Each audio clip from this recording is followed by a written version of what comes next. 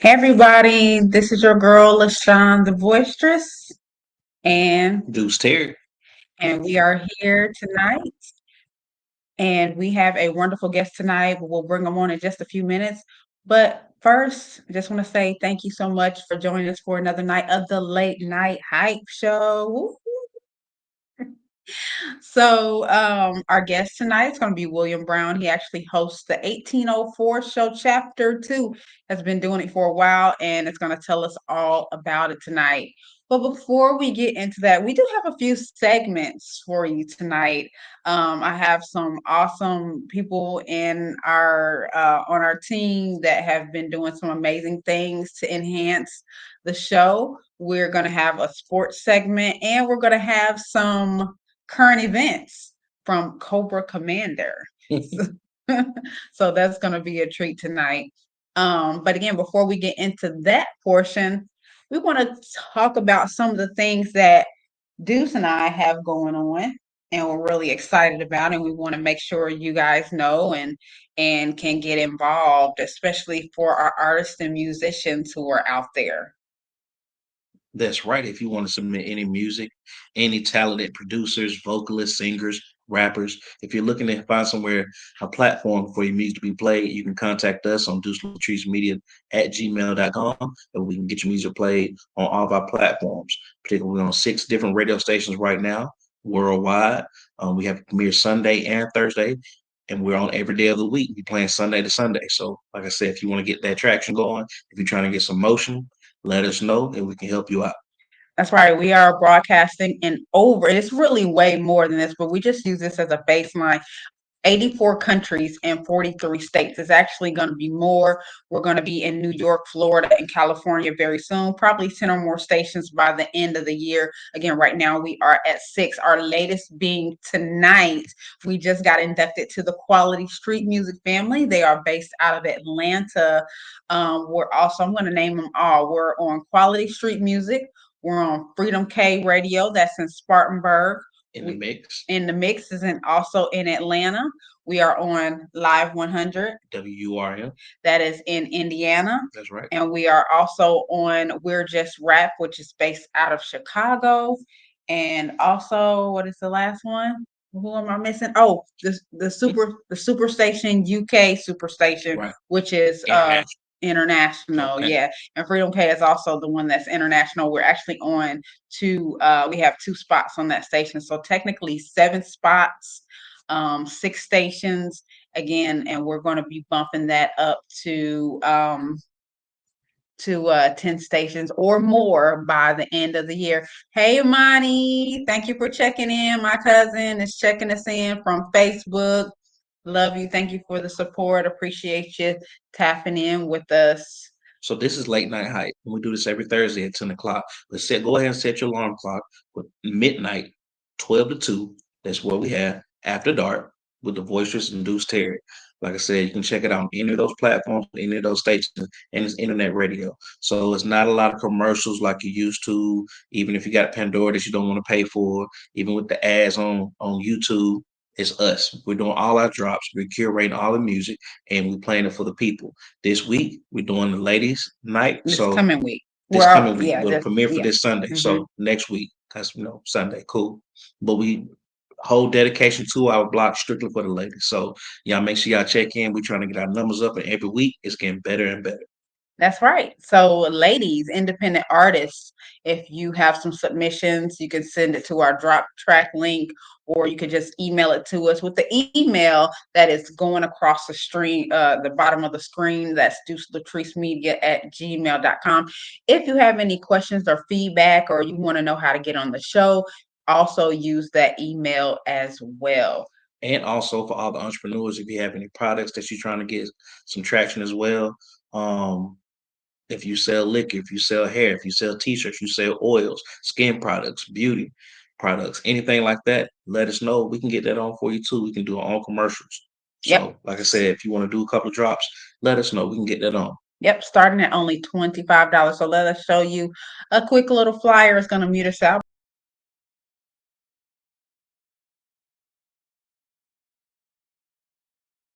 And that was that. Next up, we're going to talk about a service that we offer. One second.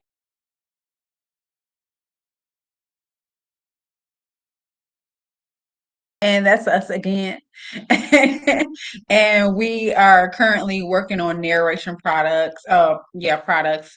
Any if you need any radio spots, it doesn't have to be for our station either. If you need something recorded and you're going to send it to another station for something else you may have going on, we do professional recording on professional equipment as well. So if you need high quality recordings, male and or female voice, we can do it as a team or we can do it individually. Of course, you got the silky smooth announcer voice going on, and I got the husky female sultry thing going on. Raspy. Yeah. But we are very talented. We can accommodate many voices, but we still look for other people to join our team. So if voiceover and voice work is something that you're interested in, let us know. LaShawn has a school that she teaches people how to do voiceovers. It can get you booked and gigs almost immediately. Yes, and we are pretty soon we are in talks with someone, and we are going to be hopefully soon bringing that to the metaverse. So the classes will be available online. You won't have to go off to a separate site or anything like that. So that's something that we're in talks about. Another announcement that I wanted to make, it's a little premature, but we will be affiliated with the Queens of Cannabis. And it's a huge campaign basically trying to get women entrepreneurs more involved in the cannabis industry. What I found out today from Miss Amy, who was overseeing all of this, this is a huge $1 billion industry, and African Americans, who are the top consumers of cannabis and marijuana, are only in the industry at 4.3%. And I think many of those are rappers and celebrities and entrepreneurs as well. So, like I said, if that's something that you are interested in, as well, if you love to buy Black-owned products, supporting Black-owned businesses, that is something that we support as well with the BOB reward system. We are going to have an upcoming podcast coming up with that as well. So, like I said, everything is getting bigger and bigger. We're moving and moving and getting more traction. So, hop on the bandwagon now. Show us some love now. Click, like, subscribe, share. Tell your mama, tell your cousin, they them. Go ahead and let them know. And don't forget to set your alarm for 12 o'clock. We feature all this information once again on our show, After Dark Internet Radio. That's right. And we have more things going on. So we're going to run it down and then we're going to take a quick break and show a little bit of entertainment. But here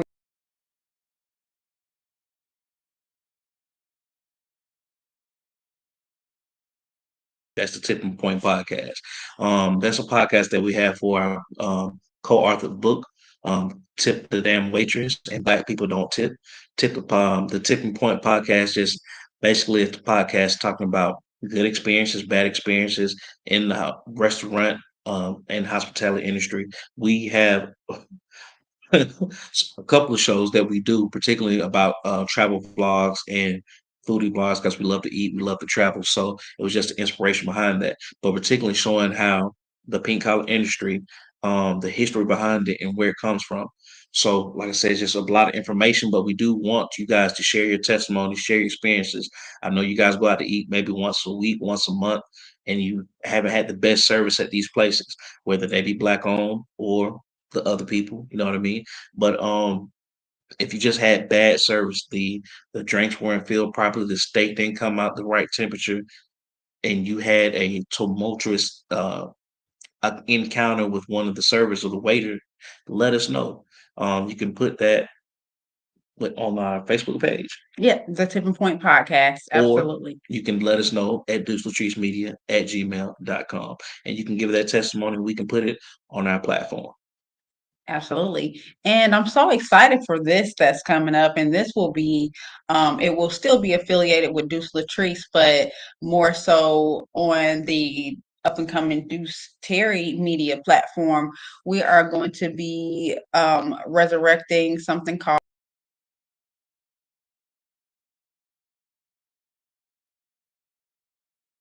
Critically acclaimed hip hop.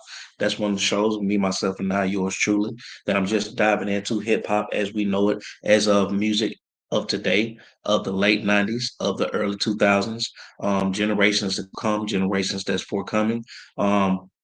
Like I said, just a lot in the works right now. I'm going to do podcasts. We're doing social media. We're doing TikTok. We're doing reels. We're doing shorts. And as of today, I decided we're going to work on a documentary so I can tell my hip hop story. So if you interested, like I said, just support our like, subscribe, share, tell your mama them that we got all this stuff coming. And we're gonna go ahead and do a segue right now. We're gonna go ahead and take a break.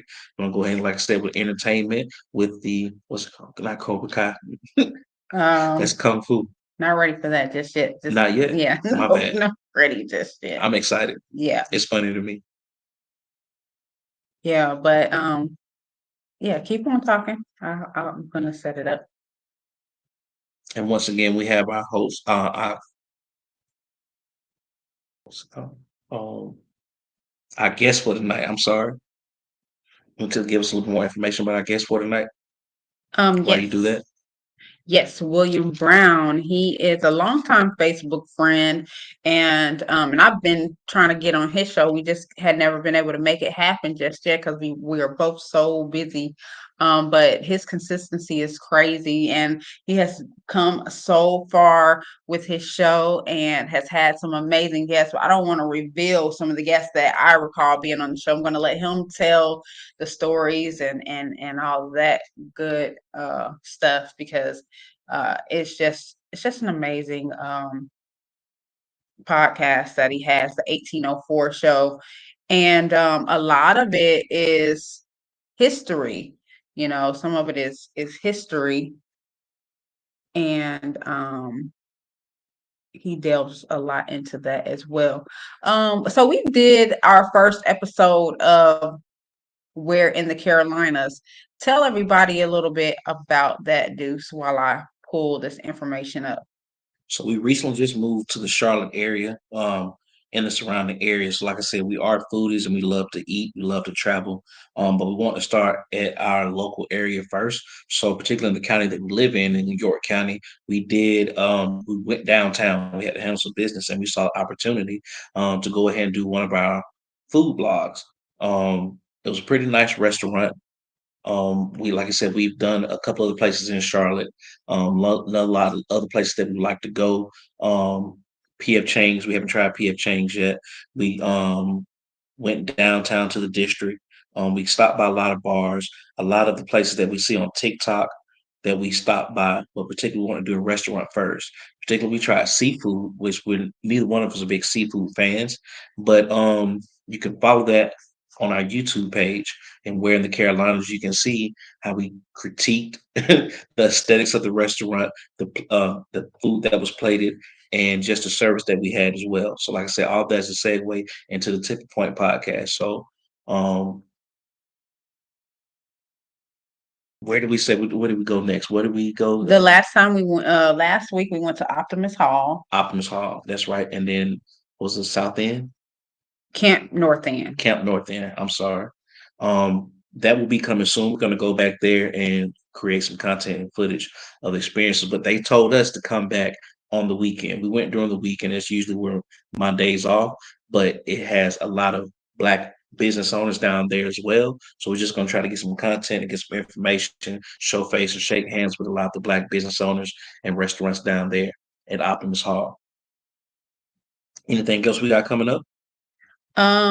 Well, Halloween is coming up. I like the people. First of all, let me ask everybody who is tuned in, especially for those of you who are live, what city and state you are watching from. That's right.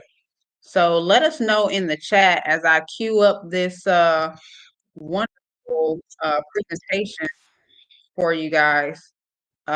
We have the 2-minute drill coming up with JC. But yeah, in the meantime, tell us where you are checking in from. We got some chat activity over here, so let's see who we got. Hey, Steph. Steph is tuned in at work, Dayton, Ohio. I think she's at the Amazon. And we don't want to, give away too much, but I think she's working in the A. Right. So yeah, sister's checking in. Hopefully she will be down here with us. I don't know.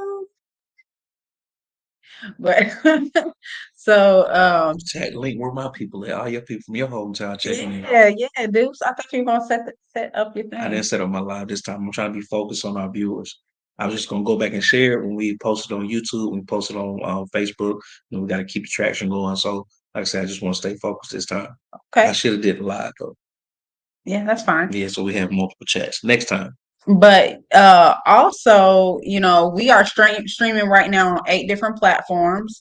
So if you don't catch it on one, you can catch it on the other, catch the replay. And hopefully pretty soon we'll be linked in with Two Factor Media and the Hype Magazine network pretty soon. Definitely So flooding your timeline. yeah, so I'm excited about that. Shout out to Terrence Bennett, who has actually, if you guys don't know a little bit of history, Terrence Bennett has been one of the people who paved the way for podcasts as they are today, as one of the older podcasts, and is still doing numbers. So he's kind of like a little bit of history when it comes to podcasting and as far as African American podcasting go. But let's go ahead and do this quick presentation, and then we will bring our guest on, and then we'll take another break and Let them know what they about to watch. Okay, so this is the 2 minute drill by JC. And let me share the screen. Bear with me. So once again, the 2 minute drill is some of the latest news in sports and women's sports and entertainment that we have for the past week. He just did basically a 2 minute drill, 2 minute drop of everything that happened, summed up all in one. So we did help with some of the production and graphics behind the 2 minute drill. JC provided us with a lot of information, so y'all go ahead and check it out. Just give us a minute. Yeah.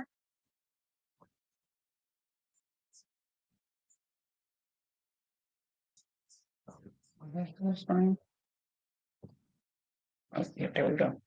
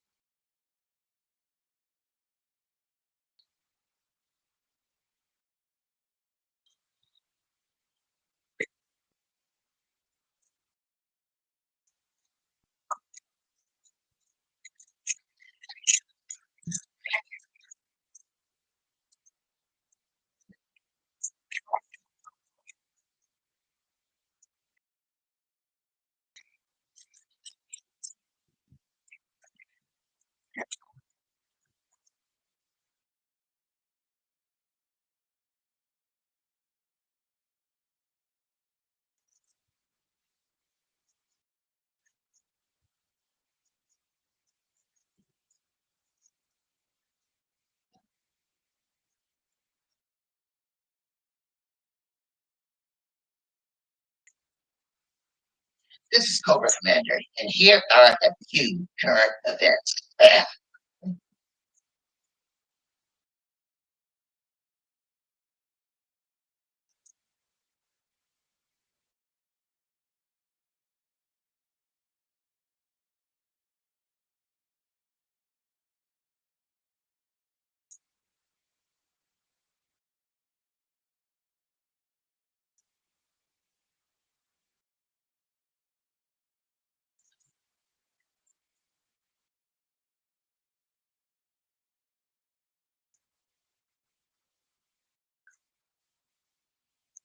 And we are back.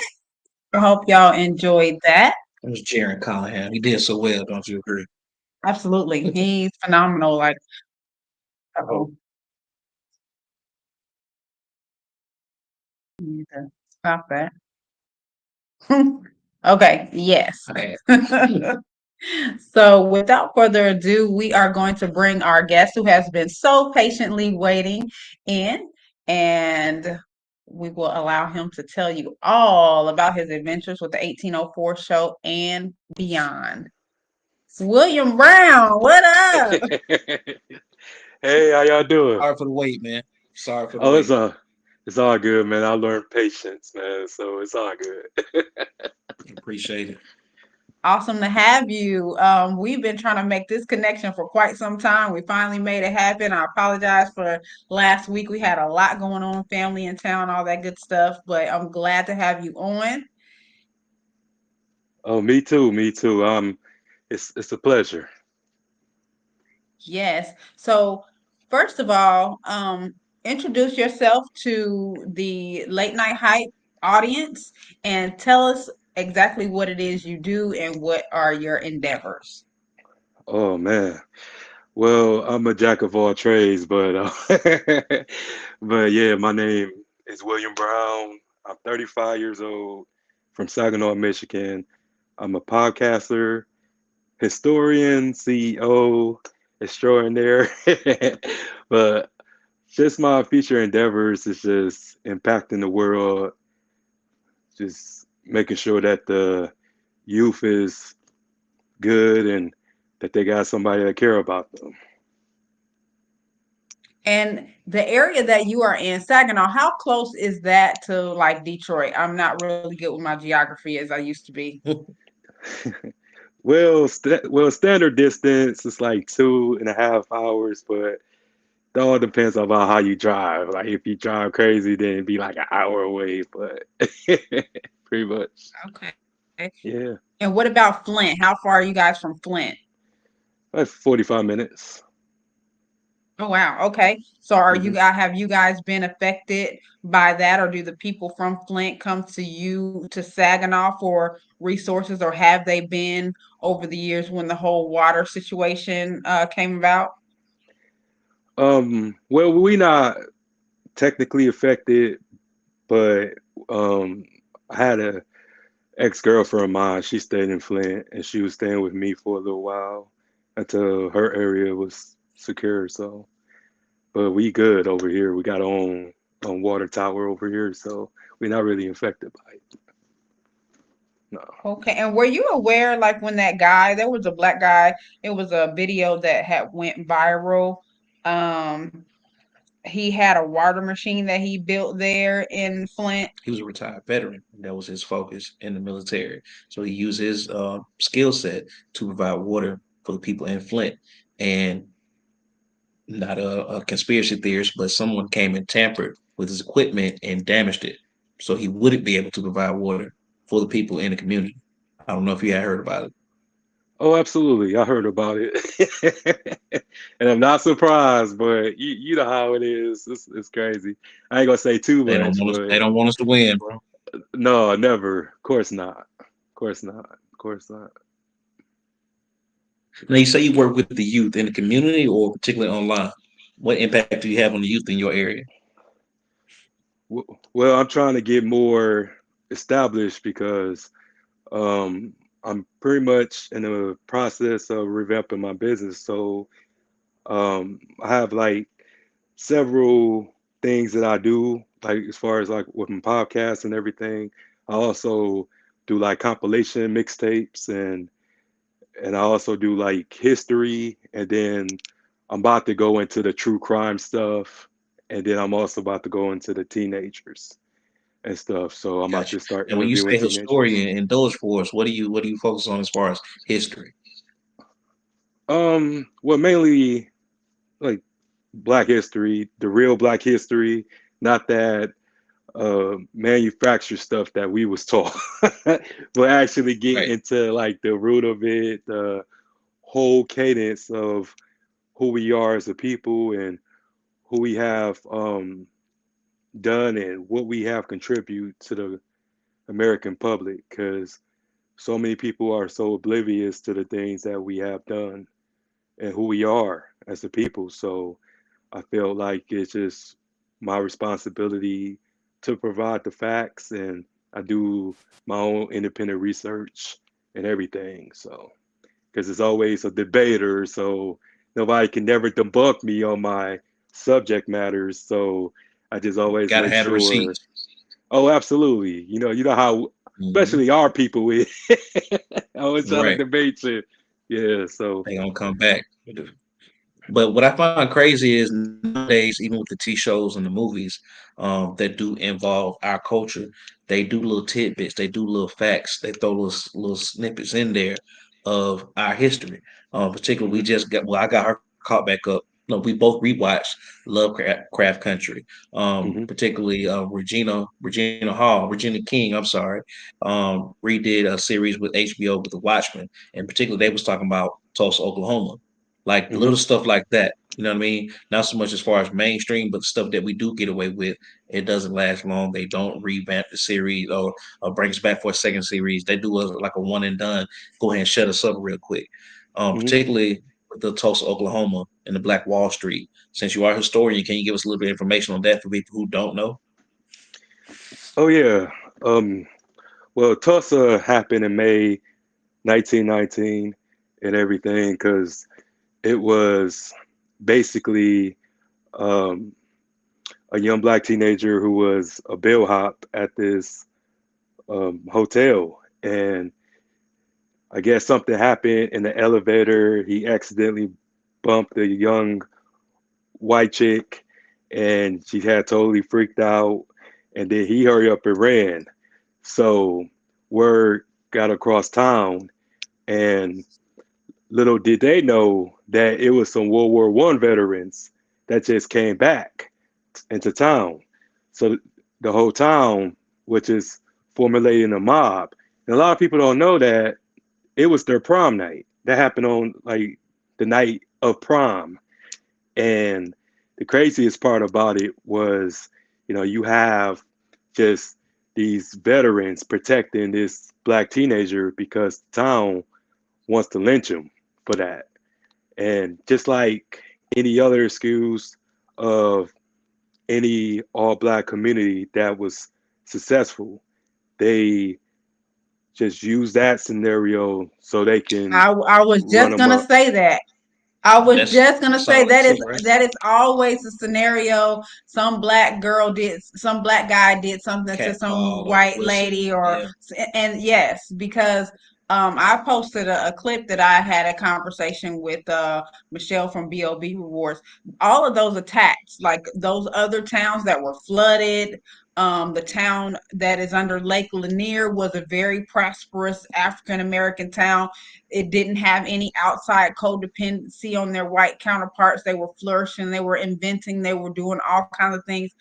There's other towns that are just like Lake Lanier that have been washed away from history, and it's always the excuse some black person did something to a white person. One So black person. yeah, and then the Mhm. story is never really even proven. It's just an accusation, Mhm. and then our whole city gets burned down. And so yeah, that, and I'm glad you said that, because I was just going to say that's always the excuse, it seems to be.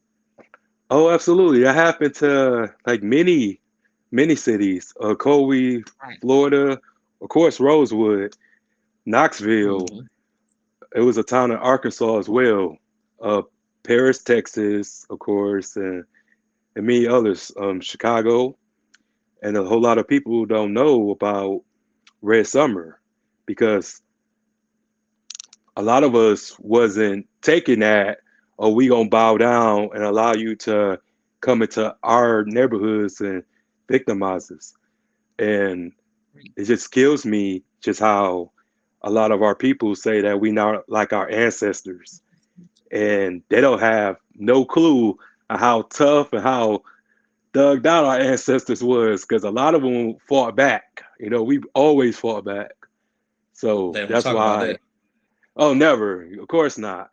Even with the Civil War, that's a lie. That's a fabrication, because it's the Gullah Wars, and the Gullah Wars was like pretty much like almost a 200-year war that they don't discuss. So And to correlate some of these stories about these black cowboys, some of that stuff has some truth to it too, right? It's run about the oh, same time Yeah. absolutely, frame. Black Cowboys were the original Cowboys. Mhm. Absolutely. yeah, yeah. They just didn't take their pictures. You know what I'm saying? Because they didn't want to take a whole lot of pictures of us, but they, you know, don't really have any type of originality to them, so they had to, you know, take our identity. And it was just like a whole lot of whitewashing, you know what I'm saying? Hmm.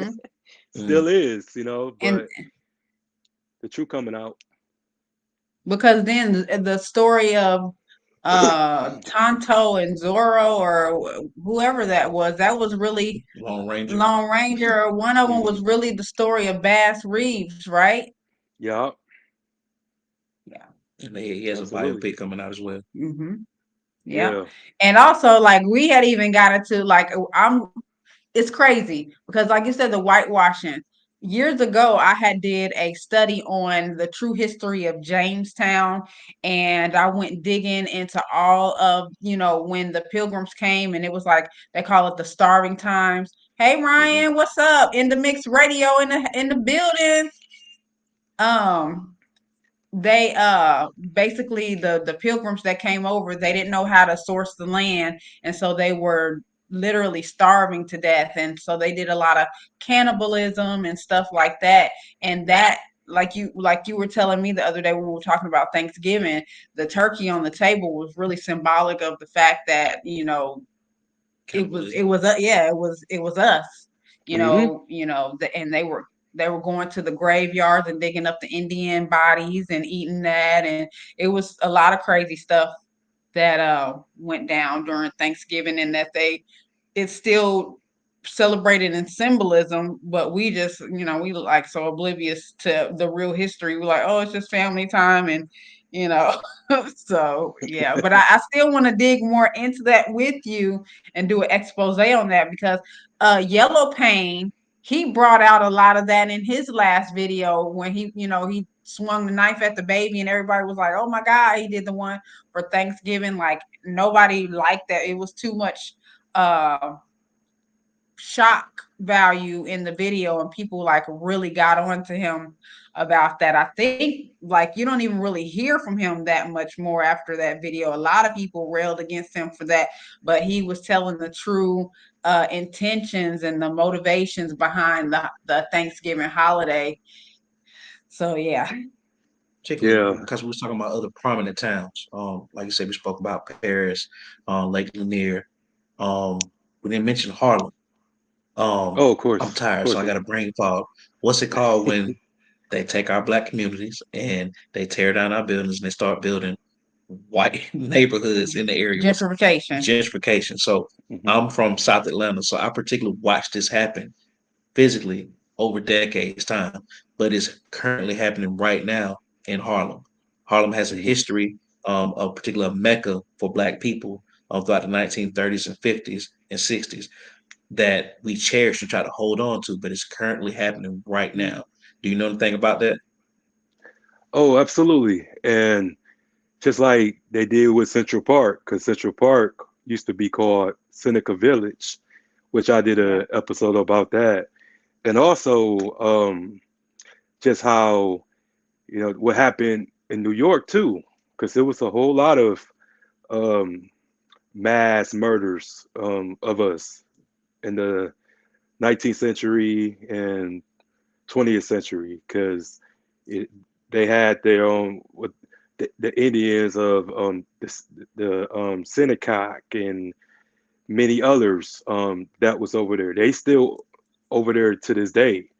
You know, the same people like Flavor Flav and um, Old Dirty Bastard, them, their tribe originated in New Hmm. York. And also with St. Louis, Missouri, like downtown where the Arch is at, that was an all black community too. It was called Mid Creek Valley that they don't talk about. And what they did with them was made up all these false allegations saying that they was living all dirty and infested apartment buildings and stuff like that, and homes. That their housing was like slums, and they came and killed a whole bunch of people there and ran them out of over there and built the arch and built the whole downtown area where these people were still living at. So So it my happened every thing little is bit like everywhere. they made it a habit of erasing our black history.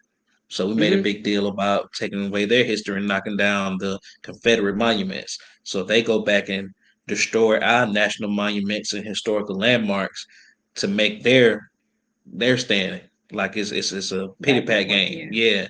And Hmm. I just don't think it's fair. No, it's not, because it's like what people fail to realize that even like the housing projects, those was reservations too.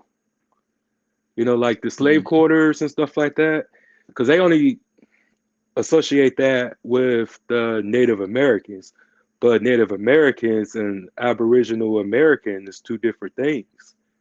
You know what I'm So do saying? you think you can play the devil advocate or play both sides of the fence? Do you think it's Hmm. necessarily our fault? These weren't maybe not like black owned housing projects, but just particularly as well as black people when we have land and we don't invest in generational wealth and do the trust and leave it in safe hands. It usually becomes a financial issue, insurance issue, a tax issue, and we end up losing the property, and they get off on it for pennies at the dollar, and they destroy it as soon as they get it. I don't know, like I Oh, said, if it's our fault per se, but go ahead and speak on that.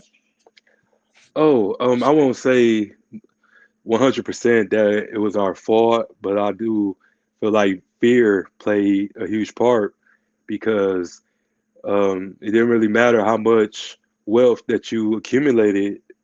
Like if they didn't want you to have certain things, all they had to do was, you know, get you caught up in a, what I'm saying, in a crime, or they would even come and kill Hmm. you and stuff like that. That's with Just Anthony or just Crawford. burn it down. Yeah, Hmm. yeah. Because the story with Donald Anthony Donald Crawford. Trump's father in New York. Donald Yeah. Trump dad just paved the way straight down New York. Yeah, because they Yeah, changed the rules. like again, yeah, Hmm. and again, it goes back to just a simple accusation. They could Hmm. accuse your son or daughter. Like if you look at the old pictures of the hangings and the lynchings, those were not poor black people. They were well dressed, well to do, middle to upper class black people who had property, and somebody simply wanted it, and they would just go kill them and hang them and take the property, and they were all in collusion with the officials of the town, and they would all get together, and that's what they would do. It's a big thing in Columbus, Georgia, with Synovus Bank. It's an Hmm. atrocity of what they did to the farmers, and that's it's just, they found the blueprint on how to do it, and they did it all across the nation. And that's a lot of how, a lot of the Caucasian families secured their generational wealth. They would just simply take it from, other people. Yeah, absolutely. And it was terrorism, regardless of what people Absolutely. want to say or try to narrate it down to like something more less harsh, but it was nothing but complete terrorism. And So that's a None better of way of putting it. Like I said, it's not necessarily our fault because maybe we had a lack of knowledge, but we definitely fear was instilled in them. Mm-hmm. Oh yeah, and also they just, put us in these schools. Because right during the Reconstruction period, a lot of freedom schools was established Mhm. to teach us English, teach us how to read and write. So you never know what they was teaching us in those schools as Right. well. So, but yeah, it just, fear played a part, literacy played a part, because you just, you don't know what is being presented to you when know what you know what I'm saying? You've been hands on, and these was like people in their 70s and 80s, the slaves, what I'm saying, when they got Right. Mhm. freed and stuff like that. So we always have to take to account that a lot of us really didn't know what we was doing, but they already had the rules, because even though they had to give up the slaves, they turned around and made the black codes and pretty Mm-hmm. much remixed slavery. You know what I'm Mm-hmm. saying? Like Like, we talk about in our book in the pink collar industry, that was just a branch of that mhm. spinoff. They made it so they can still capitalize in their businesses while getting damn near free, if not free labor. Mhm. Yeah. Another thing that's happening right in front of our eyes, like we said, we spoke about gentrification, modern day segregation in the school system. I'm for I'm honestly like that. Forgive me, but I'm for segregation. Yeah, me too. I'm absolutely for segregation if that's what they want. But You between know. the three of us, I would say maybe it's like a 10-year gap. So I'm sure it happened in your town, and in mine. That would change every other year. They would change the zoning Yep. and build a new school Hmm. for the other Hmm. kids, and then basically segregate us. Yeah. It would Yeah. depopulate or populate the other schools with majority black or majority in favor of the other schools, And there was and nothing those schools would get those fundings right. I was and gonna say there's yeah. nothing wrong with that except for they wouldn't continue to give us the resources that were Mhm. needed. But I do want to break away from, the history a little bit, but still in history, but more particularly to your show. I Hmm. remember not too long ago you had I did something. You had Tupac's brother on your show. Tell us Yeah. about that. Tell us about how that experience was, and like, could you feel like a connection with him and his brother, or was it kind of just like how? Just tell us about that experience. Oh yes. It was really freaky, like, because a lot of times he sounded just like Tupac. So it was just kind of Oh like, wow. man, this is amazing. But it was crazy because he had just broken silence last year, and he was going around and just telling people about who he was, and mainly about their father, because their father was practically always being slandered from the Dear Mama song, the Papa song, and he wanted to just clear the air and stuff like that. So I was So you just mean their like, biological dad, not their stepdad?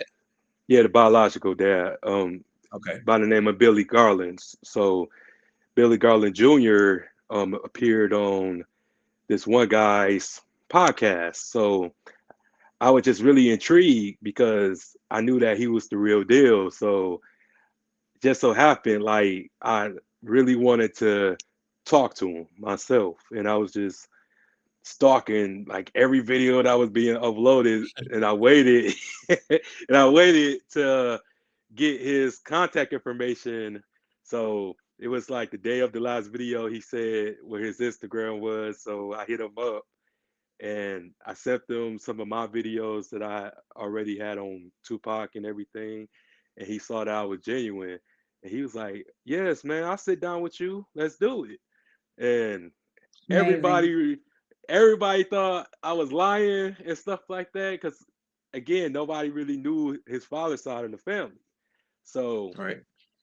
when that day happened, it was so like uh, highly anticipated, and it was great. We spoke for like almost 2 hours, and he's really down to earth, cool. He also raps too and everything, but it was an amazing experience. So what did you learn from him? Like, do you understand more of why Tupac's father was the way he was? Was he just like was he you said he Abs- was slandered? Did he have a lot of pressure on him? Because Tupac was kind of I don't want to say an industry plant, but he had been looked at since he was in his early teens and auditions and things of that nature. I think they probably thought that he was amazingly talented, and once he seen what he was up against in the industry, he started seeing things that weren't right, and he started speaking out about it. And we're like, okay, we can't control him, so we gotta snuff him out or whatever. But Tupac has been in the industry for a long time, and so it wasn't always about his father, but some of his music was expressing his frustration. So his father, what was his father, the quote unquote bad guy or absent father, or no? From my knowledge, his No, father was absent long before that. Correct? well, from what Billy Jr. told me was like Tupac when he was like 3 and 4, 5 years old, he would actually come over on the weekends and stuff like that. So it was just like after Afeni was acquitted, like just because you get acquitted doesn't mean you're free or they leave you alone, let you live out your life and everything. Like they come Hmm. and put the pressure on you and stuff like that. So it was just like a whole bunch of not just Afeni but the Panthers um, was just pretty much being harassed. Um, they couldn't find employment. They couldn't find housing. So a Mhm. lot of them ended up homeless. So he was bouncing from place to place, and he didn't get to see them because it was no stable or known address. So it was like he lost out of reach with them until he got famous.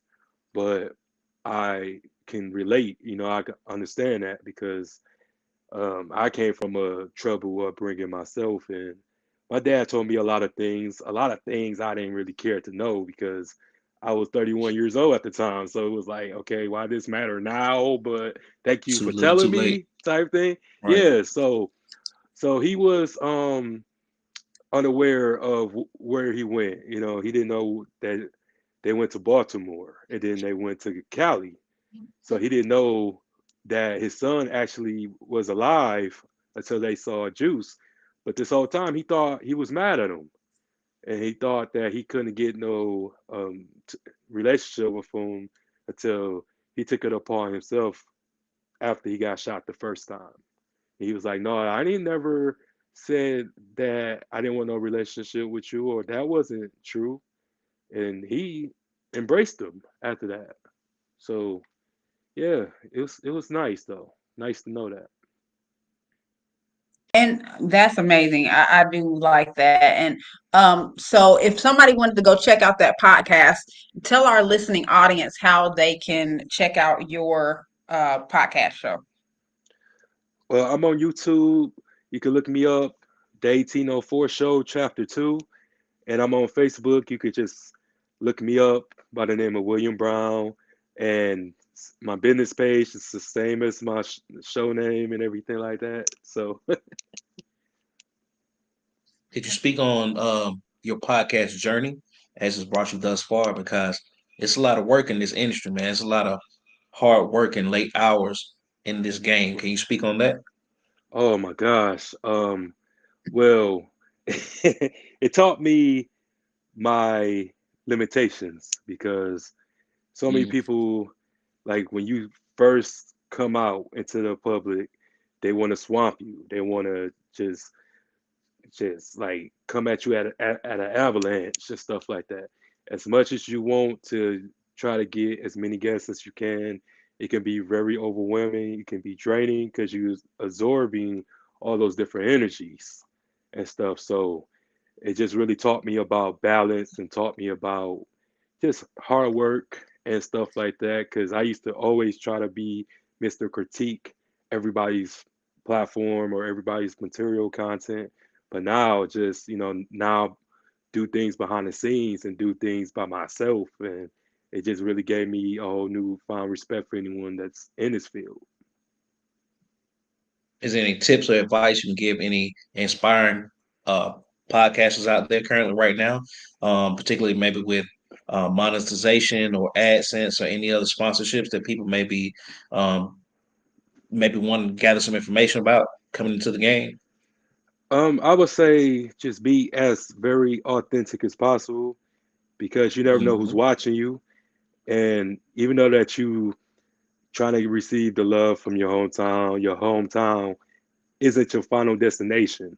So you should always have to be open minded to everybody who watch you and just really just form your own identity and stuff because people know fake, you know what I'm saying? Real recognize real. So just be real as possible, be patient.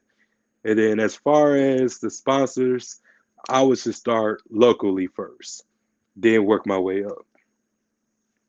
Great advice. Hmm. Awesome. What other great or famous people? You've had a lot of people on your show. You've been, like I said, you've been so consistent. It's definitely inspiring. What other or what shows stood out to you? What are some of your favorite shows that you've done? Oh man, I would say just talking to Mr. Keith Beauchamp. He was the host of the Injustice Files on Investigation Discovery. And he also wrote and produced the film Emmett Till, Till that just came out last year. Hmm. Um, it's crazy because I tell everyone that manifestation is real. Because I used to watch this show 10 years ago, and then 10 years later, this man knows who I am, and just the fact Wow, that yeah. because he was supposed to come to my house and we did the show, but the studio wanted him to go somewhere to promote the movie and stuff. But this man from his hotel room was like, "Hey, we could do the episode right now if you like," and stuff like that. So that meant a lot to me. Just like one of my heroes because he also is a civil rights filmmaker. He used to solve murders and stuff like that. So just the fact just to have somebody um, that established and stuff like that, and did Emmett Till mom's last interview, just to take the time out to do my show with me. That meant a lot to me. Um, Urban Mystic, R&B singer, Okay. one of my favorite singers and stuff like that. And I was really just overwhelmed like with that one because if you go back and watch it, I'm gonna have to send you that to you, Lashawn. But when you see when you watch it, right, like that reaction was so real because this whole time I thought I was talking to somebody fake. That he had popped into the camera. I was acting like such a groupie, but I had to keep my composure. Fanboy. But that was He's a cool great though. live But performer, by the way, too. oh, absolutely, absolutely, one of the greatest right now. Then I had South Star from the group Smiles and South Star.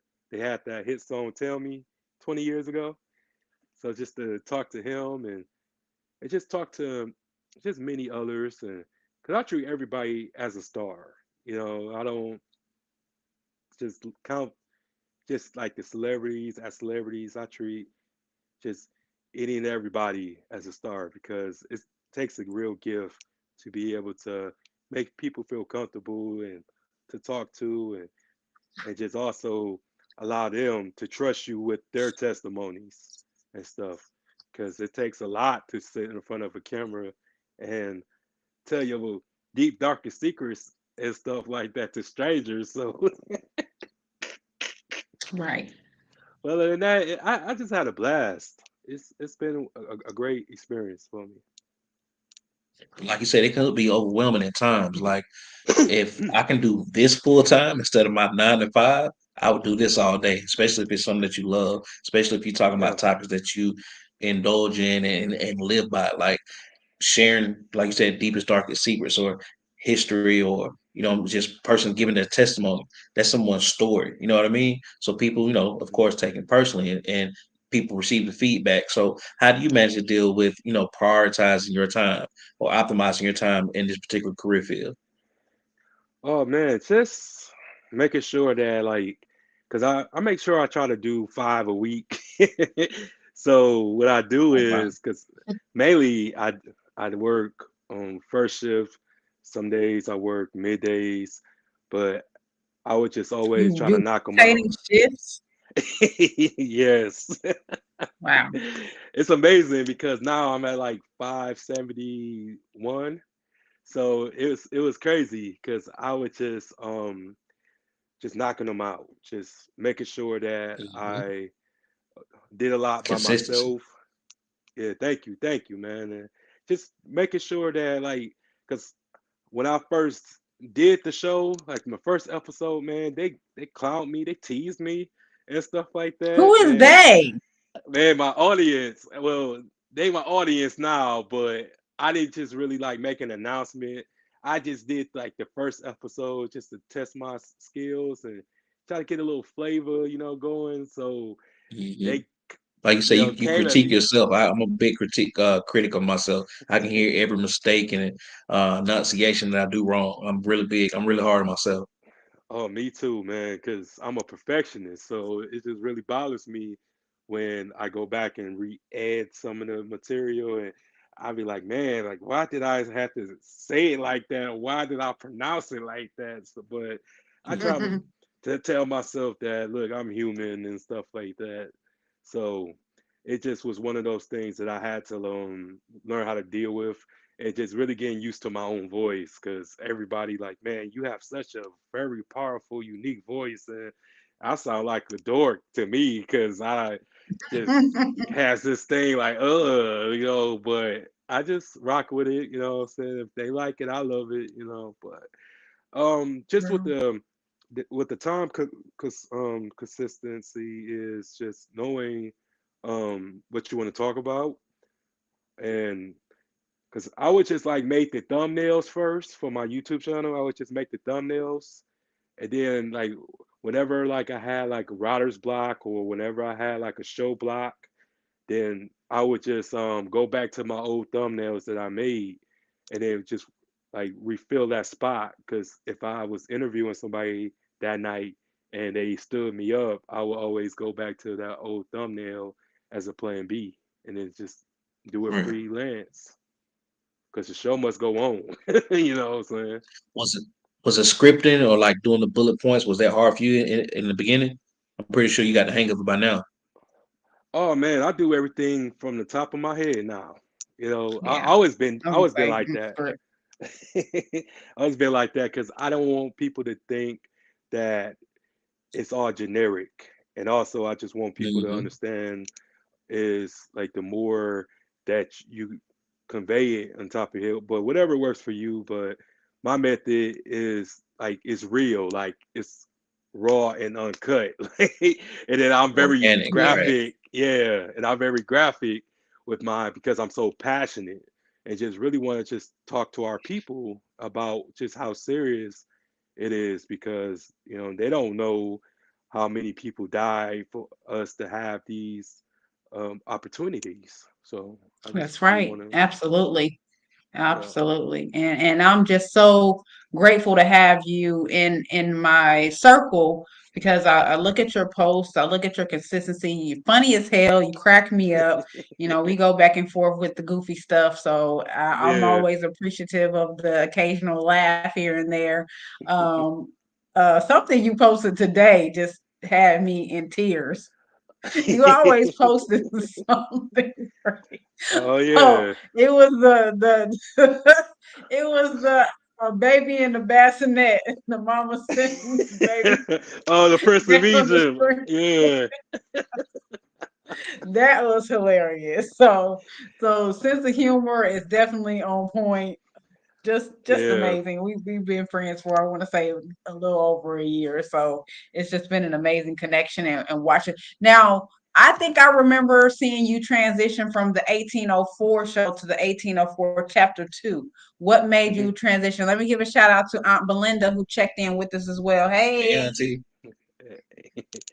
Well, that started with my old Facebook page being hacked, Ah. and Mm, every and time.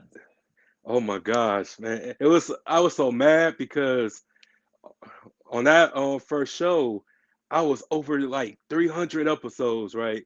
So I just Mm, started. So I started to like panic because I was like, man, this hacker making me look bad right now because he's using my pictures, using my image, my face, and stuff like that.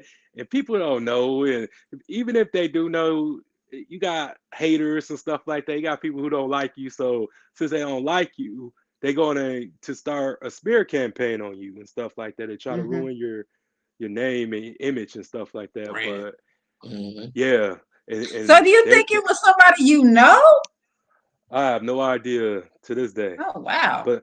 But I was grateful because it An ex-girlfriend really in Flint. probably sure I'll have so many enemies, I can't please everybody, but Right. but what I was but what I was saying was like I was really discouraged because I can't even get those videos back and stuff like that I Oh, did. But it just really like challenged me because you either swim or you sink. So I had swim. well, wait a minute though. You said now it does the page still exist?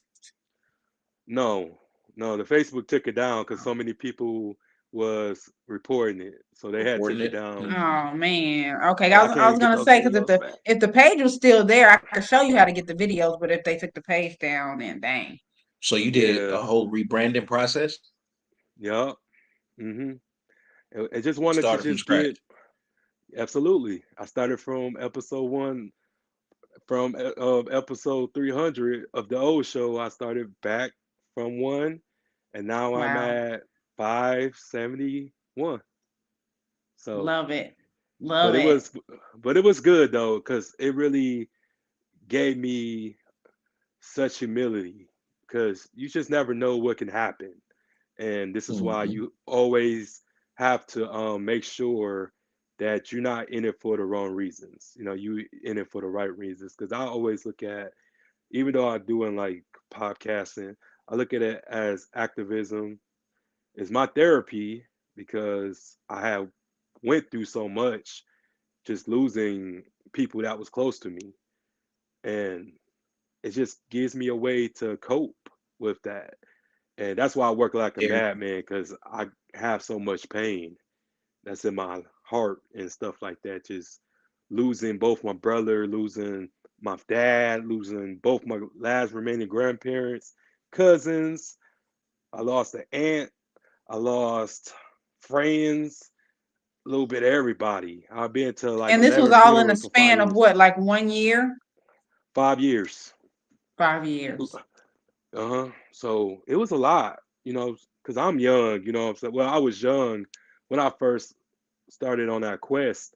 I was 27 when all this was happening, and it just really stopped this year.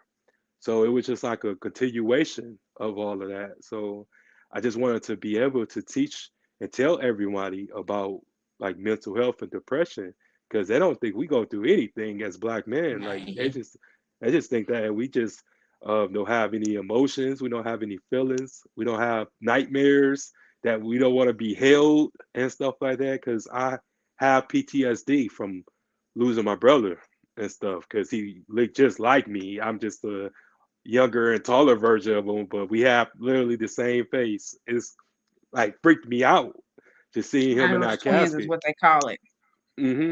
Yeah, and he was like my dad to me because we was 13 years apart.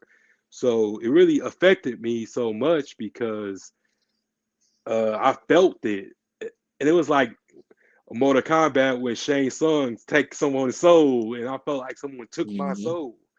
And when that happens to you, and people who haven't experienced that, they gonna look at you like, why can't you go back to normal? And like, normal, like, what is you talking about? Ain't no normal. I don't have my brother Right. no more, and I'm by myself, really, because in the movies and the TV shows, they make it seem like families come together from all of that, but it doesn't happen like that. Mm, You know what I'm saying? It's all right. because the writers wrote that into the script, but Trying to get the happy reality, ending. hmm in reality, people choose a side, people choose a tribe, and if that happens to you, then you will have to know what to do. You will have to know what not to do because it's easy to lose yourself. And I lost a lot of myself throughout those difficult years because I was the strong one. I was the strong friend. I was the strong son. I Hmm. was the strong brother. But when I needed someone to be strong for me, nobody really wanted to come to my aid. So Mm. I was so That's I was usually just how it always is. always it's lonely when you're strong, man, but it's a blessing because you literally find out why you was chosen to go through that type of stuff. And I realized that I had a plan or I had a gift from God to be able to report what I witnessed. And just me by being vulnerable got me to where I need to go and where I needed to be, and just meeting people from all over because I don't have any of my old friends from when I first started Wow. on that journey. But I'm Man, getting new friends, I'm getting fans, I'm getting subscribers, I'm getting followers, I'm getting just newfound respect from people who bro, didn't where were know. you in 2020, man? We have like almost like the similar stories, but like I said, even with the PTSD and losing people, Hmm. and like I said, even over the same 5 year span, but it didn't hit hard for me. But particularly because I'm a retired veteran, right? Hmm. Going back and forth overseas and dealing with losing people all at the same time. It wasn't until we all sat down that I was like, I know I'm not the only black man that's feeling the way I'm feeling right now, dealing with the depression, watching the world stop. Like it's other soldiers who had been back and forth overseas time and time again, who had never spent time with their family or their spouse for Hmm. that long period of time. And I was like, just particularly dealing with the military, to be real and transparent, people are dealing with domestic stuff from sitting at home because they're used to going to war. They've never had to fight that war at home, or they never actually had to be in the house alone with their thoughts and not being able to grieve for Hmm. 6 months at a time. Like that was a big, heavy moment in the world. And I was like, I can't be the only one feeling like that. I It think just a whole wasn't a lot of us platform, are. a way to advocate those type of feelings. Of course not. And people make fun of our mental health, man. And I don't think that's funny at all. I just think like when it comes to our mental health, because we've been so used Hmm. to being beat on and being ridiculed, and it just Taking the became trauma. like, yeah, it just became like a everyday thing. Like, okay, well, you still gotta pay your bills, or you still gotta do this, you still gotta do that. But yet, like you wounded, you know what I'm saying? You feel defeated. Hmm. And the most depressing people that I know always happy because this is all Hmm. they Or know. It's a seem that mask. way. That's and like I said, that's when it hit for me as well. Cause like that period of time, like I said, in 2020, like they don't teach us about that kind of stuff in school. They teach us math, history, all this stuff. They don't teach us Coping really skills and and really about financing as an adult, and particularly how to grieve. But then it hit me. I was like, they want us to deal with all that, but ain't no way as a just a regular hourly wage or minimum wage. We supposed to be able to pay insurance, life insurance, dental insurance. That it's set up for us to fail. Some people have Hmm. different advantages, but that's not the regular for Black people. But they want us to do all that and deal with grief and deal with all the trauma and still be able to maintain and not act out like they say Black people do. That was just Hmm. real. Like I said, that period of time was real heavy on my heart. Oh, I can imagine, man, because like I became an alcoholic. Like I was just like drinking heavily and just trying to be numb because it just got Hmm. to a point that like I almost had lost my job because I was just smelling like alcohol, and I was belligerent. I was just not speaking to everybody, but it was just like I'm working at the same It's a coping hospital. mechanism. Yeah, and I was working at the same hospital that my brother's body was at for 3 days. oh wow. So I was it was challenging, you know, and I just tell everyone like you just never know what people going through, man, And just because like you don't understand a person, that don't make them crazy. That make them hurt. That make them wounded. Like, and us as men, like we're not taught how to be like expressive, because we're taught to just be physical, but to be like emotional, to have the emotional intelligence, shall I say, So I like got to we ask, not were taught you that. doing podcasts back then, or is that something that you found a niche for over time? And like you say, Um, you use it as therapy these days. well, I'm going into like my third year of it, January 2nd, but it was like a lot of things that made me want to do this. It was the birth of my first nephew, and it was crazy because my sister always had two girls. So it was like I was so used to them. And then when he came, it was just like, hey, like it's a boy. So I Hmm. felt like I could just mold him, So one day, I was like, oh yeah, I gotta be here. I ain't tripping no more. And then the birth of my godson too, later that year, and my god brother, he was already doing his clothing line stuff, and he's already established locally here, and he had invested into my first equipment and stuff like that, and just really believed in me, really gave me the pep talk and just told me like this is your calling. You have a lot to talk about. You've been through a whole lot. So of course you gonna be legitimate. And I was just telling him, man, nobody gonna listen to me. And he was like, now you gotta do it because I just put money into you. You gotta do it now. Got So to. that's when I Can't was lose. like, yeah, it's just like when you have somebody that believe in you and stuff, it just activate like your spirit, like it ignites your fire. Hmm. And I just came back to that person that I um was lost at once upon a time ago, basically. But ever since then, I've been on, man. I've been going crazy, so, but in a good So way. that's all it took. Put a battery in your back. That's all it took. That one person. Yeah. We're going to take a quick break. We have one more presentation. We got some current events to go over before we get to the last part of the show and close everything out. But I hope you guys enjoy this. We have some current events from the Black Cobra Commander. One second, y'all.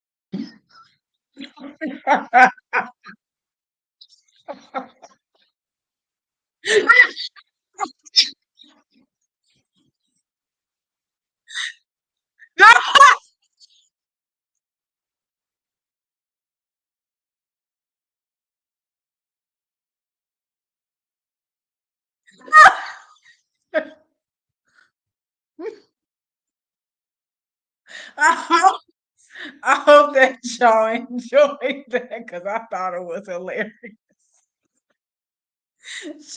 Shout out to Corey for checking in with us right at 11:11.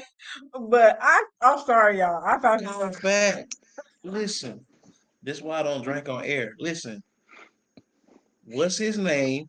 Give us his social so they can turn him up. Because I'm gonna support my black people. yeah. But why does he look like Blank Man? that Who is that? That was Darwin the Immortal. You can find him on Instagram, Darwin the Immortal. He is absolutely hilarious. That is one of his comedy routines. That's the Black Cobra Commander that he does. So he does our entertainment news for. He's hired. We can't. I really hope y'all enjoy that. I just thought that was hilarious. Not Autobot Lives Matter. That was insane. Who's gay? Why did he They have? did have, I think they did have a. He had Brokeback Mountain. Where did he get that vest from? That's a custom made piece. I have no idea, but he does that. And he does some comedy routines with pianos. I tried to get him to do musical movie reviews, but he wanted to do he wanted to do the current event. So we might be able to get him to do some music reviews later on. But I hope y'all enjoyed that. Now you guys know when we do the in-person interviews, it'll be more like a TV show. So the podcast is, of course, set up a little bit different, and we're working on an interface. So bear with us, and everything will get back on track. Now, can I ask you, what interface do you use, William, for your podcast? Well, I'm kind of ghetto fabulous right now, so I just use my phone. I really like y'all set I up. mean, we gotta use what we got, but the fact that Absolutely. you use your phone and done 500 episodes is phenomenal. Mm-hmm. Oh, thank you, because I just work smarter. I don't work hard, and I just want to just advise people is whether you have an iPhone, because I have an iPhone, so the iPhone is the best way to do content because it's practically like right there, like the editing and stuff like that. It's all there, so you will love it. I just always tell people who wants to do YouTube Clips, channels and stuff movies, like that. GarageBand. Yes. Oh, absolutely. Yes. It's so many apps, and they will actually show you how to do stuff too. So, and that's what I did. So now my videos look more potent and more professional now because the old ones Okay, was because just what it is. you pre-record, right? Mm-hmm. Okay, that's actually sometimes the best way to do it. Yeah. But the reason why I don't mind going live is because with certain platforms like what we're using, it kind of puts it out there. Then if you want to edit it, you can pull it down. But then it runs the risk of what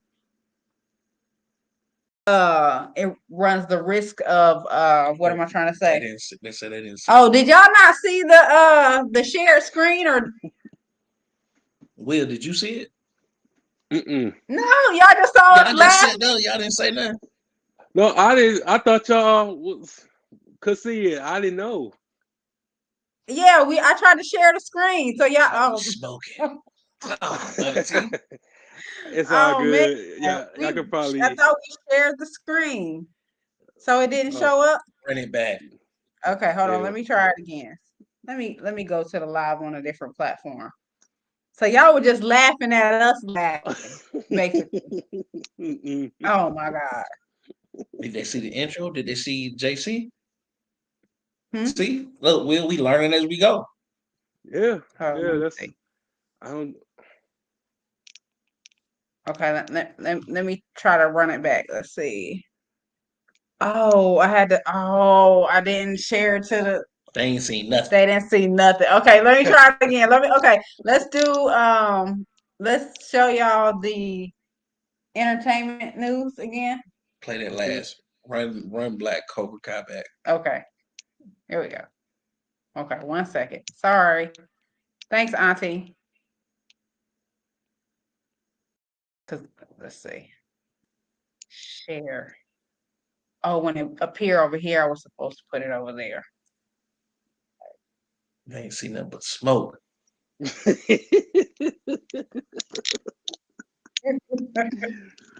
It's all good. It's all good. I'll be redoing Snoop Dogg video. This is Cobra Commander, and here are a few current events. There's something in this mask.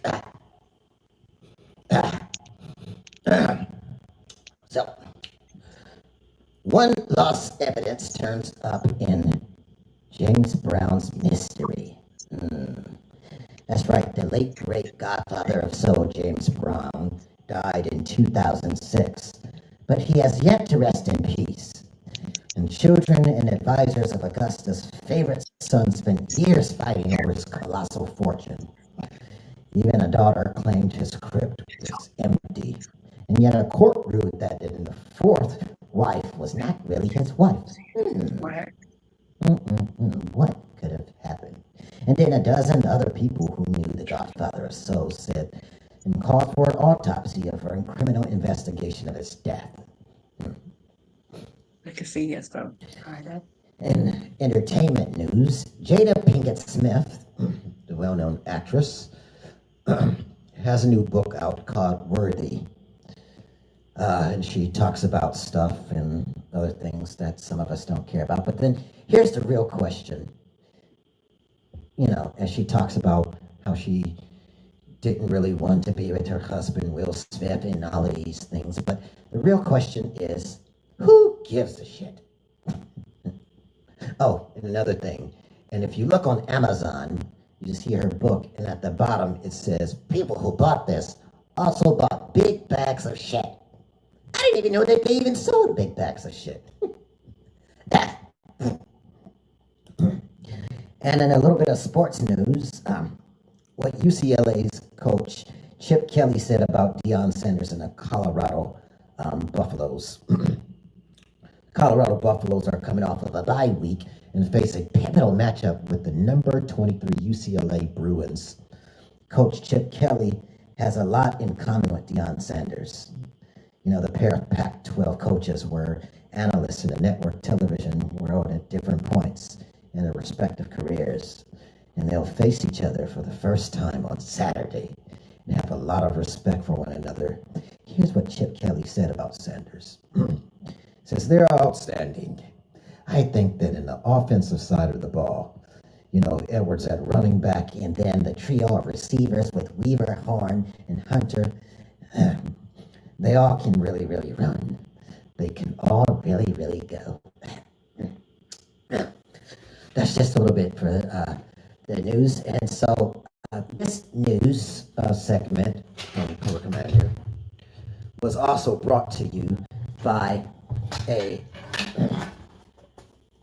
sponsor, and that is, if you can see this, the sponsor, Autobot Lives Matter, because even Autobots have lives too. And there's even a gay Autobot, but no one's talking about it because they feel that Autobot lives don't matter. But I'm here to tell you that Autobot lives do matter. That's my time for tonight. Thank you.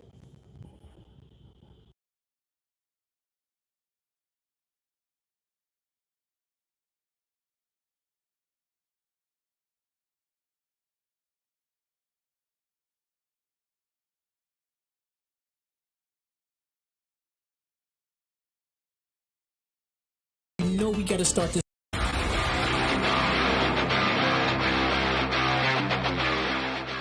Yo, what's going on? It's your man JC, keeping it real on the 2-minute drill. And you know I got you covered on everything that's going down during the week in women's sports. Now you know we gotta start this off right. with the WNBA. The Las Vegas Aces, man, they just went back-to-back, defeating the New York Liberty 3-1 in the finals this past week.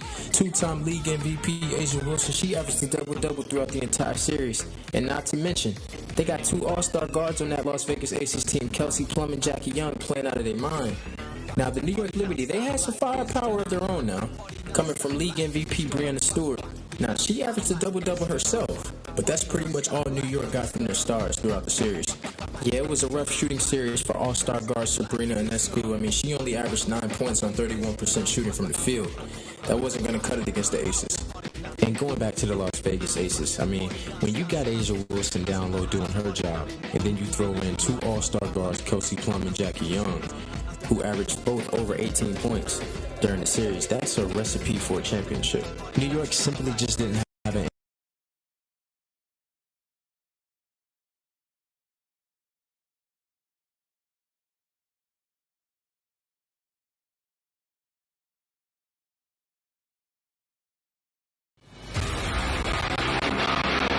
to compete in Grand Slam events in the summer of 2024, as she has no intentions of calling it a career just yet. Yeah, we got some news in college sports too. We didn't forget about the colleges. So on Saturday night, the number 2 Nebraska Cornhuskers beat the number 1 Wisconsin Badgers in what was the most watched volleyball game in network history. It was a back and forth 5-set match between the two teams, and with that win, the Nebraska Cornhuskers are now the number 1 team in the country. Back in March, the University of South Carolina Gamecocks women's basketball team lost to the Iowa Hawkeyes in the Final Four of the NCAA tournament. Coming into this season, the Gamecocks are ranked number 1, which is not out of the ordinary. Now, this Gamecocks team has a new identity. Aaliyah Boston, the former Gamecock, she was drafted number 1 last year in the WNBA draft, and that's a big hole to fill.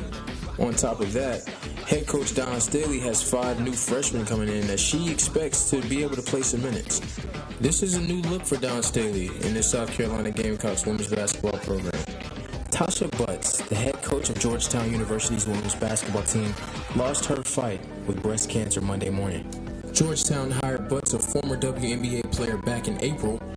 Prior to heading to Georgetown, she previously coached at Georgia Tech, being promoted to the associate head coach in 2021. In late September, Butts announced that she was taking time away from Georgetown to focus on her health. She was replaced by associate head coach Darnell Haney, who will now serve as the interim coach when the season begins next month. The passing of Tasha Butts has been a devastating loss to the Georgetown program. She was only 41. As we wind down this edition of the 2-Minute Drill, I think it's important that we acknowledge Breast Cancer Awareness Month. I see a lot of people wearing pink. I love that. I love the support. To all of the survivors out there, to all of the survivors, I appreciate your strength, and I wish you well going forward. From the 2-Minute Drill, it's your man JC, Jaron Cottingham, signing off. I got you covered on everything that goes on in the world of sports when it comes to the women's side. Peace.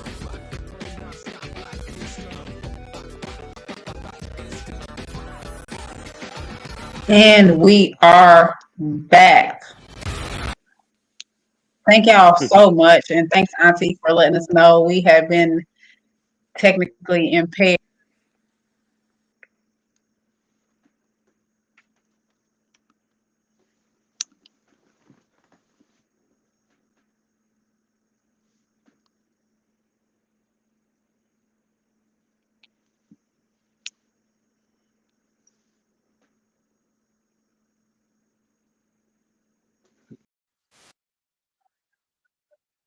Close the wrong window.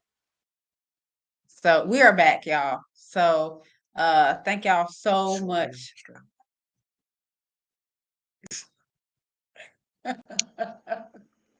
Oh, it's all good. It's all good. And I was just getting ready to say that's the danger of going live. Stuff like that versus doing it pre-recorded. If you had an iPhone, don't tell her with.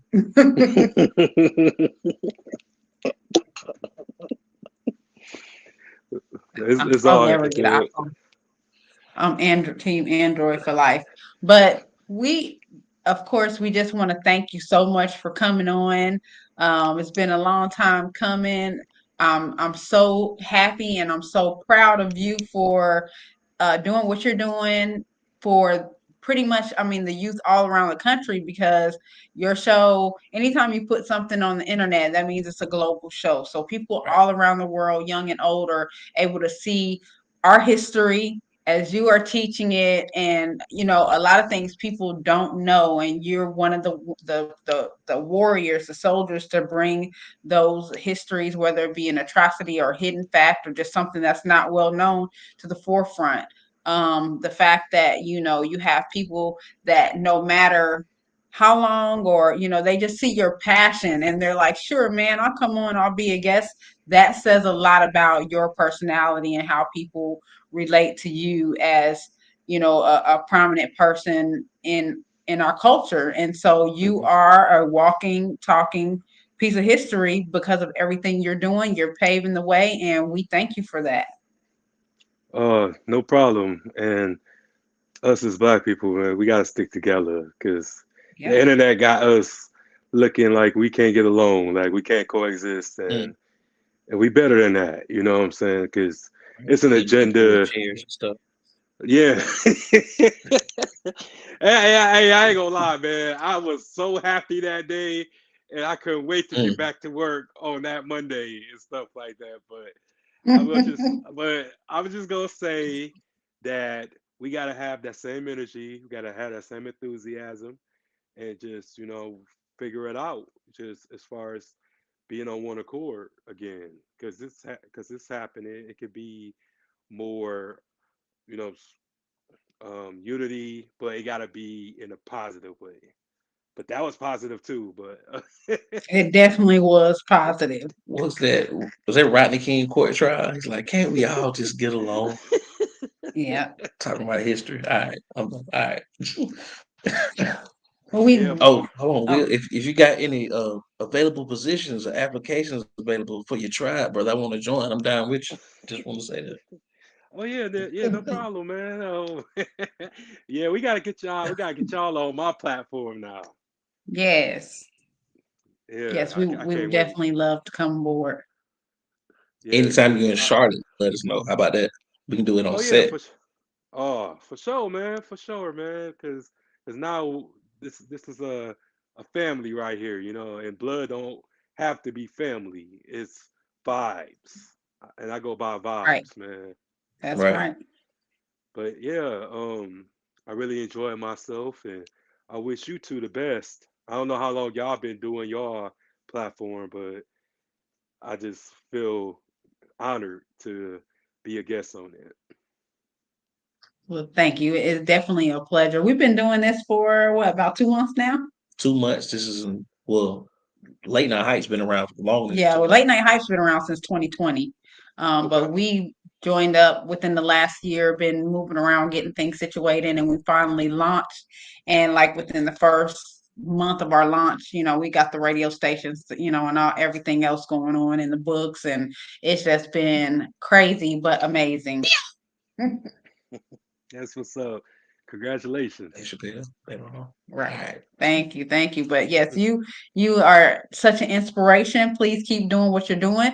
For the audience, tell them once again how we can get in touch with you and catch up on all of your episodes, learn about history, and getting to meet some historical figures through you on your show.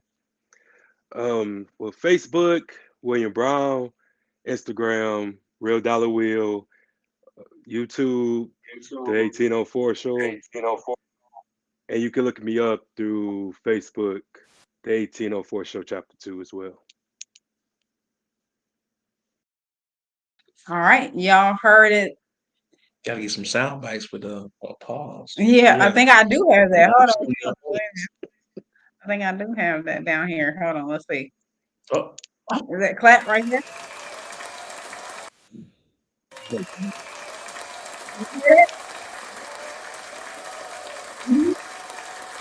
Little, little, little tad bit. Man. next time. Okay. Yeah. We figure it out. Well, again, It's all thank you good. so much. And we will definitely will convene again at some point in the future. Thank you for your time. And you have a wonderful night, okay? Okay, you too. Likewise.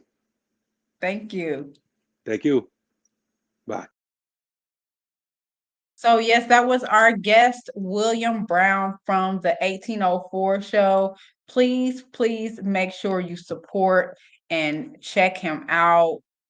Just amazing. Again, like I said before, I have been Facebook friends with him for a little over a year, maybe close to 2 years, and we've always just hit it off. And the topics, very personable, friendly, funny, just very relatable guy, Very and passionate about it. very passionate Yep. and everything that you would want for a positive influence for the youth. He definitely has all of that in one package. So I implore you all to check him out.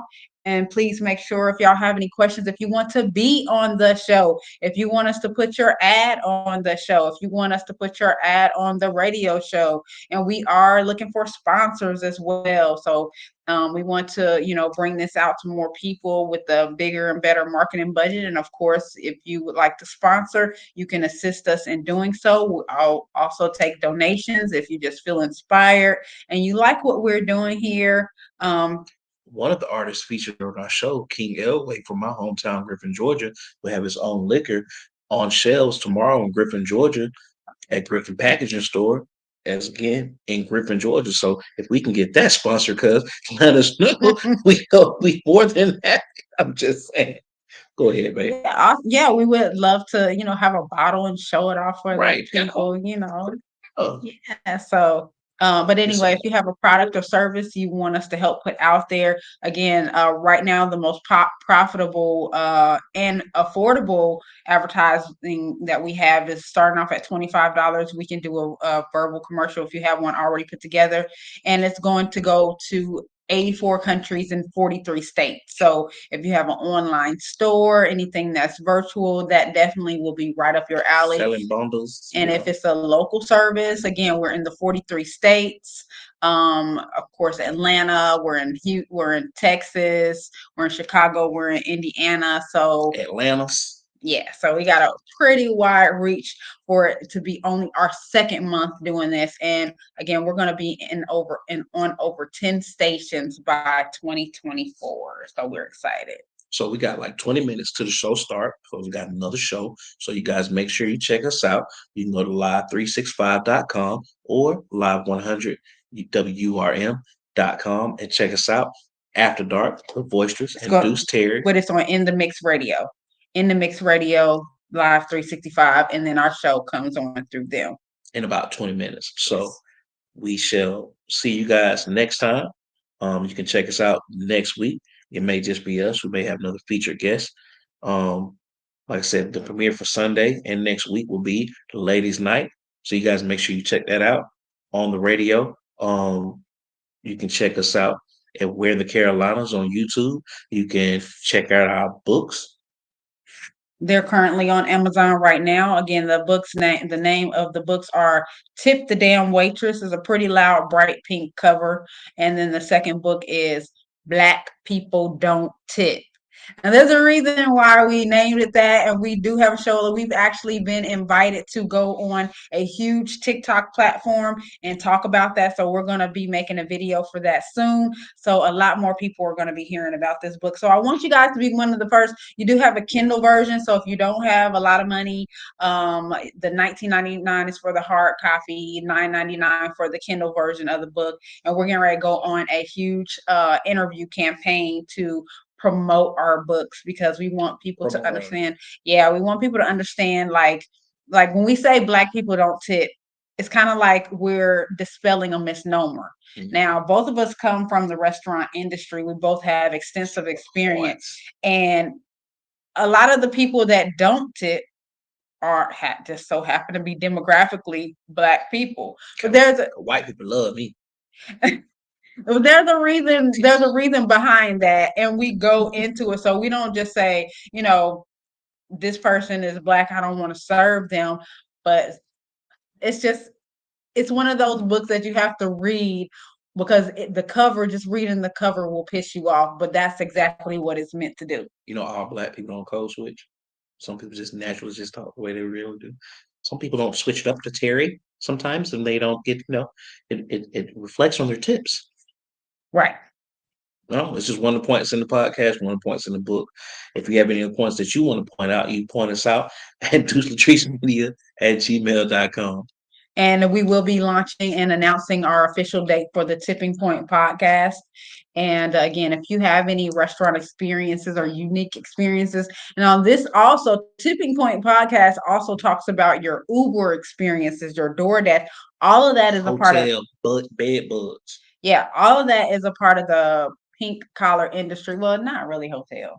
Hospitality and retail. Mm-mm. No. It's pink collar is like the tipping industry. So when they come flip the rooms and turn the sheets and You're talking stuff. about the maid service. they tip 'em Oh, too. okay. Yeah, I guess that would be. Remember that lady? You remember that lady harassed me? The old lady harassed me at the last hotel.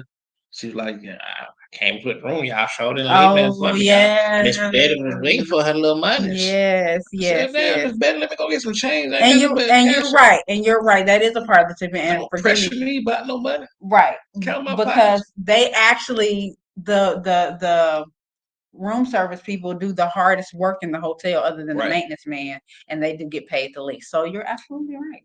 You're right. Never wrong. Anyway, y'all have a great night. We're gonna cue up the intro because we didn't do it at the beginning of the show as an outro tonight, so you guys can see all of the fun that we have as the Late Night Hype Show.